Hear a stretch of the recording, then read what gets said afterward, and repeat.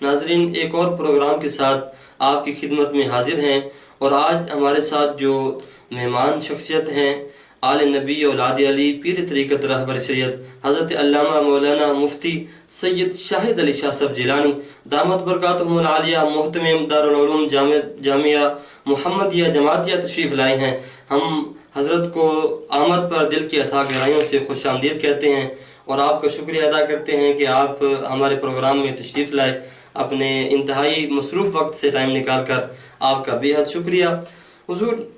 اس ماہ مقدس میں جیسے سیدہ عائشہ صدیقہ رضی اللہ تعالی عنہ، ام المومنین سیدہ خدیجہ الکبریٰ سلام اللہ علیہ، آپ کا یوم وصال اور آپ کے عرس مبارک منائے جاتے ہیں، اسی حوالے سے چند لوگ تعدد ازواج نبی صلی اللہ علیہ وسلم پر سوال کرتے ہیں، اور اس حضور علیہ السلام کی شادیوں کو نفسانی خواہشات کی طرف لے کر جاتے ہیں۔ اس بارے میں آپ کی وضاحت اور جو لوگوں کے درمیان پیدا ہونے والے خدشات ہے اس کا جواب عنایت فرمائیں۔ مولا صلی وسلم دائما ابدا علی حبیبک خیر الخلق کلہم محمد سید الکونین والثقلین والفریقین من عرب ومن عجم۔ مولا صلی وسلم دائما ابدا علی حبیبک خیر الخلق کلہم۔ آپ کو مبارکباد پیش کرتا ہوں اس ٹرانسمیشن کے حوالے سے کہ اس پرفتن دور میں آپ نے اسلامی تعلیمات کو لوگوں تک سوشل میڈیا کے تحت پہنچانے کے حوالے سے ایک اچھا اقدام فرمایا ہے۔ اللہ تعالیٰ اس میں مزید آپ کو ترقی عطا فرمائے اور سلسلہ یوں ہی چلتا رہے اور بڑھتا رہے۔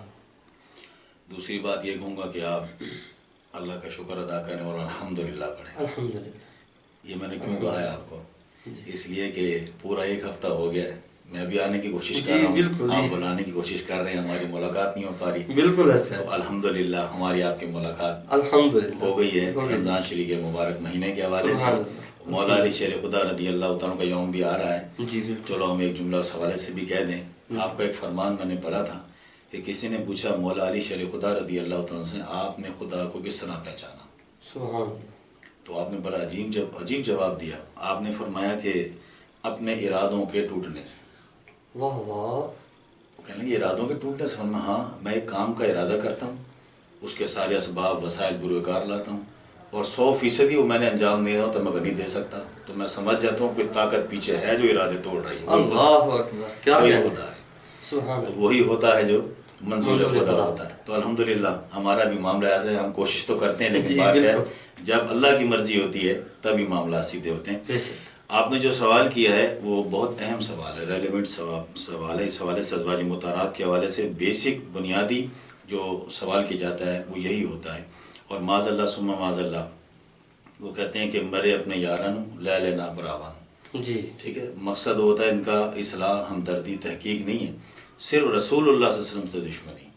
آپ کو معلوم ہے کہ یہ یہود و نصارہ ایک پوری پلاننگ کے تحت مسلمانوں کے ذہنوں سے رسول اللہ علیہ وسلم کی محبت نکالنے کے پورے پلان بناتے رہے۔ جی بالکل، شاعر مشرق نے یہی تو فرمایا تھا نا، یہ فاقہ کوسچن موت سے ڈرتا نہیں ذرا، روح محمد اس کے بدن سے نکال دو، فکر عرب کو دے کے فرنگی تخیلات، اسلام کو حجاز و عرب سے نکال دو۔ تو یہ انہوں نے باقاعدہ ایک جال بنا ہوا ہے، اب اور تو کچھ ان کے پاس ہے نہیں۔ رہ سکے یہ بات رہ جاتی ہے کہ حضور کی ذات پر حملے کریں، اسلام کے حوالے سے باتیں کریں تاکہ لوگوں کو شک و شبہات کا شکار کرے۔ عوام چونکہ ان گہری باتوں سے دور ہوتے ہیں، انہیں سمجھ بھی نہیں آتی، تو ان کو ورغلانے کے لیے انہوں نے یہ جال بنا ہوا ہے، اور کرائے کے مولوی بھی رکھے ہوئے ہیں اس حوالے سے، اور وہ آپ کو پتہ ہے پاکستان میں بیرون پاکستان یہ معاملات چلا رہے ہیں۔ ان میں سے ایک یہ شروع سے، یہ آج کا نہیں ہے، ہمارے علماء نے اس پر بڑی بڑی کتابیں ضخیم لکھی ہیں، یعنی یہ کئی 100 سالوں سے سوال چلا آ رہا ہے جو کتاب میں مذکور ہے، لیکن کو جواب بھی مل گیا، مگر پھر بھی وہ کہتے ہیں کلو جدید لذیذ، ٹھیک ہے نا، تو نئی نئی چیزیں، نئے اپنے کرائے کے مولوی چھوڑ کر عوام کو گمراہ کرنے کے لیے اس طرح کی باتیں کرتے ہیں۔ میں اس کا بالکل آسان آپ کو جواب دے دیتا ہوں۔ تعدد ازواج کو غلط رنگ دیا جاتا ہے۔ آپ صلی اللہ علیہ وسلم نے جو شادیاں فرمائیں 11، جی تو کہتے ہیں جناب یہ ہوائے نفسانی کے حوالے سے فرمائیں، جی تو بنیاد کیا بنایا؟ نفسانی خواہش۔ تو میں آپ کو یہ بتا دیتا ہوں یہ بنیاد ہی غلط ہے۔ واہ واہ، حضور کی ذات اس میں کوئی شک نہیں، نوع بشر میں آپ مبعوث ہوئے، لباس بشری میں تشریف لائے، لوازمات بشریت آپ کے ساتھ ملحق تھے، لیکن آپ کی بشریت ایسی پاکیزہ تھی، ہر عیب سے پاک، ہر کجی سے پاک، منزہ، مبرہ، مطہر، منور، مقدس بشریت۔ سبحان اللہ، کیا کہنا ہے، سبحان اللہ۔ اللہ نے اپنے محبوب کی یہ خود گواہی دی، فرمایا وما ینطق عن الہوا، محبوب تو بولتا بھی نفسانی خواہش سے نہیں ہے۔ کیا بات ہے، واہ واہ واہ۔ تو یہاں سے تو ان کے سارے سوال کا جواب ہو گیا کہ حضور میں تو بولنے والا معاملہ بھی نفسانی خواہش پر مبنی نہیں ہے، چاہے جائے کہ آگے کے معاملہ۔ تو اللہ نے فرمایا محبوب نفسانی خواہشات سے تجھے ہم نے پاک رکھا ہے۔ سبحان اللہ۔ ان ہوا الا وحی یوحا، محبوب تو ہم کلام بھی ہوتا ہے تو تبھی ہوتا جب تجھے خدا حکم دیتا ہے۔ سبحان اللہ۔ تو تیری محبوب تیری خواہش تو ہے ہی نہیں، تو اپنی خواہش کو اپنے رب کی خواہش میں فنا کر چکا ہے۔ سبحان اللہ۔ تو اب بنیاد یہ تھی ہوائے نفسانی، وہ تو حضور میں ہے ہی نہیں، بے شک۔ تو جب ہے نہیں تو پھر اعتراض ہی غلط ہو گیا۔ ہاں جی۔ پہلی بات۔ دوسری بات یہ ہے کہ رسول اللہ صلی اللہ علیہ وسلم نے پہلی شادی کب فرمائی؟ دیکھیں کتنا بڑا ظلم ہے تاریخ کا، جی، کیسی آنکھوں میں دھول جھونکتے ہیں یہ لوگ۔ اب عوام کو نہیں پتا، ان کے ذہن میں 11 شادیاں کی۔ ہاں جی، توڑ کے ہاں، آگے طریقہ کار کیا ہے، کس طرح کی، وہ اس کی تفصیلات لوگوں کو چونکہ پتہ نہیں ہے، وہ 11 کے عدد پہ آ کر جو ہے وہ پریشان ہو جاتے ہیں۔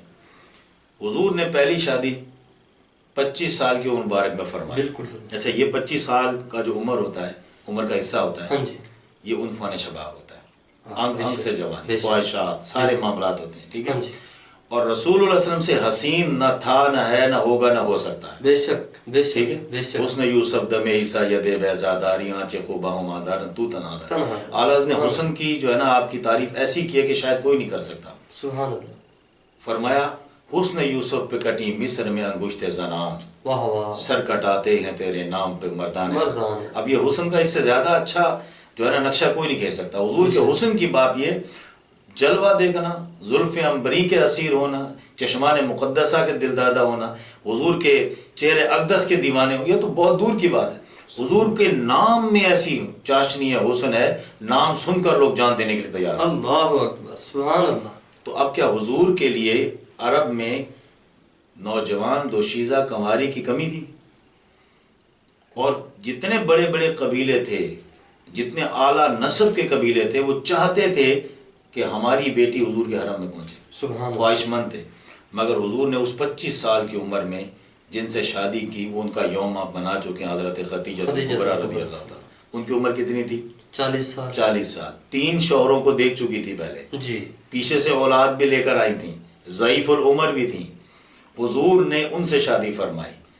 تو یہاں تو پتہ چل جاتا ہے حضور کا 25 سال کی عمر میں ایک بیوہ خاتون سے، بال بچے دار خاتون سے 40 سال ان کی عمر تھی شادی فرمانا، یہ تو ان کی ساری کی ایک رائے پہ پانی پھیر دیتا ہے کہ حضور نے جو شادی فرمائی ہے، پہلی شادی فرمائی، اس کے پیچھے بھی نفسانی خواہشات کا فلسفہ نہیں تھا، شرافت کا، نسب کا، تقوی کا، علم کا، سچائی کا فتویٰ تھا۔ سبحان اللہ، کیا بات ہے۔ حضرت خدیجہ کا لقب اس وقت طاہرہ مشہور تھا، سبحان اللہ، یعنی اس دور میں بھی آپ پاک صاف کے لقب سے مشہور تھے۔ جی۔ حضور نے اسی بنیاد پر ان سے شادی فرمائی۔ پھر آپ دیکھیے وہ ایک شادی کب تک چلی؟ جب تک آپ حیات رہیں حضور نے دوسری شادی نہیں فرمائی۔ ہاں، بے شک، تو بالکل۔ تعدد ازواج کا تو مسئلہ ہی نہیں آیا۔ ہاں جی۔ کب تک؟ جب تک حضرت خدیجہ رضی اللہ تعالیٰ عنہ حیات رہیں، اور 25 سال کی رفاقات ہے رسول صلی اللہ علیہ وسلم، سبحان اللہ۔ 25 سال۔ تو اب میں آپ سے پوچھنا چاہتا ہوں، 25 سال کی عمر میں آپ کی شادی مبارک ہوئی، جی۔ 25 سال حضرت خدیجہ ساتھ رہی، کتنے عمر ہو گئی؟ 50 سال۔ 50 سال حضور کی۔ ابھی کوئی دوسری شادی کا تصور ہے؟ نہیں۔ نہیں ہے۔ یہ تعدد ازواج پر اعتراض کر رہے ہو، حضور نے تو اپنی پوری جوانی ایک ضعیفہ، ایک بوڑھی خاتون کے ساتھ جو 40 سال کی عمر تھی، حضور سے 15 سال بڑی تھی، آپ نے ایسی محبت میں، عشق میں، اور آپ یہ پروگرام کر چکے ہیں، آپ کو پتہ ہے کہ رسول اللہ صلی اللہ علیہ وسلم حضرت خدیجہ کے وصال کے بعد بھی ان کا ذکر نہیں چھوڑتے تھے، بے شک کرتے تھے، اتنی محبت فرماتے تھے۔ بلکہ ایک روایت میں نے پڑھی، حضور نے گوشت تقسیم فرمایا، فرمایا فلاں فلاں گھروں میں جا کے دیکھ رہا ہوں۔ آج کی حضور فلاں فلاں گھروں میں کیوں؟ فرمایا وہاں حضرت خدیجہ کی سہیلیاں رہتی ہیں۔ اللہ اکبر، اسی اتنی محبت۔ یہ دیکھیں، یہ ہے محبت۔ یہ خواہشات کو کہو گے، اس کو ہوائے نفسانی کہو گے، تو یہ دریدہ دہانی ہے۔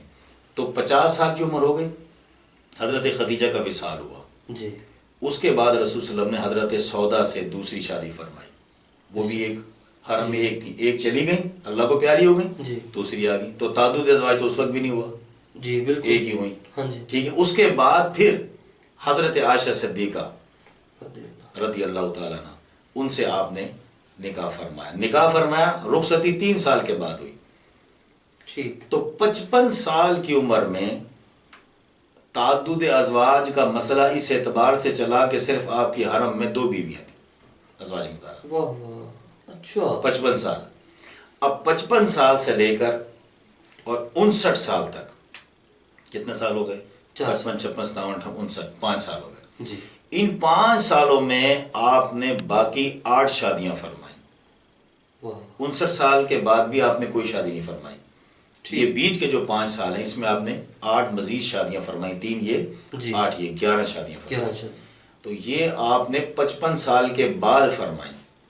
جی تو اب مجھے بتائیں یہ کون سی ہوائے نفسانی ہے، یہ کون سی خواہشات ہے، یہ کون سی شیطانی غلبہ ہے معاذ اللہ جس کو تم اس سے تعبیر کر رہے ہو؟ رسول اللہ صلی اللہ علیہ وسلم نے اپنی جوانی میں بھی، اور عائشہ صدیقہ رضی اللہ تعالیٰ عنہ سے جب نکاح ہوا 3 سال کے بعد رخصتی، آپ حضور کی واحد زوجہ ہیں جو کنواری ہیں، جی باقی ساری بیوائیں، ہاں حضرت زینب رضی اللہ تعالیٰ عنہ جی وہ مطلقہ ہیں، جی حضرت زید نے طلاق دی تھی ہاں جی تو پھر آپ نے اپنے حرم میں رکھا انہیں، تو ایک مطلقہ ایک کنواری اور جی باقی ساری بیوہ۔ بیوہ تو کیا وجہ تھی حضور نے شادیاں اتنی کیوں فرمائی؟